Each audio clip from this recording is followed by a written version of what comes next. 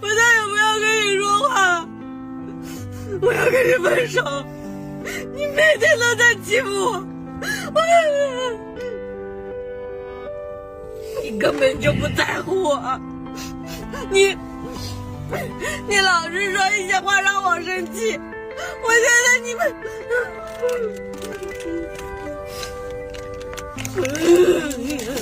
你是不是觉得我不把我，你就把我当傻子呀？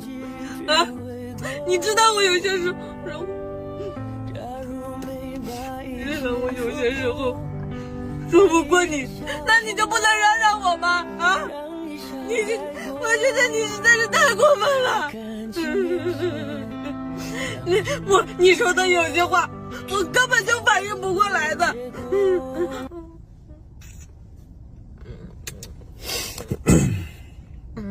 这是什么味道的？还最好吃的。还生气不？那你先说啊。